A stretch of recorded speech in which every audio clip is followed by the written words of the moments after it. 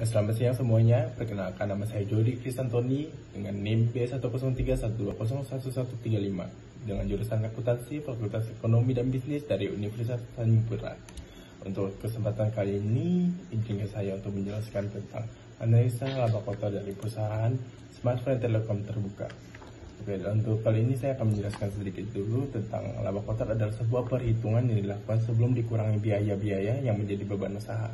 Yang mana berarti laba kotor adalah laba yang diperoleh langsung tanpa adanya sangkut paut dari biaya yang dapat mengurangi laba tersebut.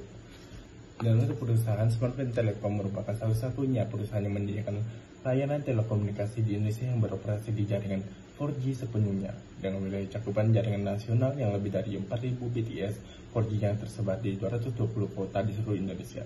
Smartfren telah dilauruskan menjadi official telecom partner of the brand smartphone global ternama serta pelopor berbagai inovasi produk seperti layanan Voice over LTE atau VoLTE LTE dan SIM digital atau disebut dengan eSIM di Indonesia. Selanjutnya adalah produk-produk yang ditawarkan oleh PT Smartfren terbuka. Dimana produk pertama adalah paket data, yang mana paket berisi paket data super ekonomi, paling wow, dan big quota plan. Paket kedua adalah paket bundle device yang dimana berisi 4G kuota, discount on the first month bill, ketiga ada kontrak periode, keempat voice on net, kelima voice all net, selanjutnya SMS all net, validity benefit, dan monthly fee. Ketiga adalah produk layanan SD1 terdiri dari memberikan desain, kedua itu meningkatkan software as a service, ketiga melindungi aset-aset penting perusahaan yang ketika diakses oleh berbagai pihak mulai dari karyawan, atasan, kontraktor, vendor hingga pengunjung. Keempat, layanan dedicated internet. Layanan dedicated internet ini menawarkan koneksi bandwidth tetap yang selalu disediakan untuk perusahaan. Kedua itu menawarkan koneksi internet level perusahaan dengan tingkat latensi yang rendah dan kecepatan yang tinggi, serta ketiga itu memiliki koneksi yang luas untuk perusahaan. Selanjutnya saya akan menjelaskan analisis dari laba kotor perusahaan Smartfren terbuka.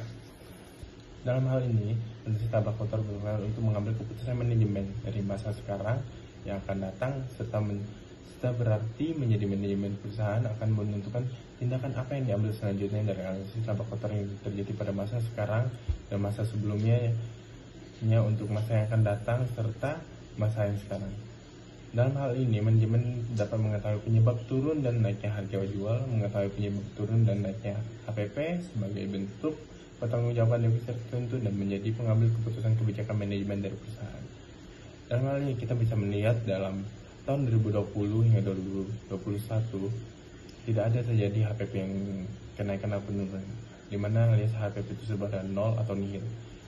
Dalam hal ini kita dapat melihat dalam laporan perubahan laba kotor di mana dari PT Smartfren Telekom terbuka, di mana pada tahun 2020 dan 2021 tidak terjadi HPP. Hal tersebut terjadi karena PT Smartfren Telekom terbuka menyediakan layanan jasa berupa paket internet dan jasa jaringan sosial kepada perusahaan sehingga tidak memerlukan HPP, di mana mereka hanya memerlukan biaya operasional dan biaya admin serta biaya fee lainnya. Dalam hal ini, mengapa bisa penjualan bersih dan laba kotornya perubahan itu naik adalah karena peningkatan pelanggan.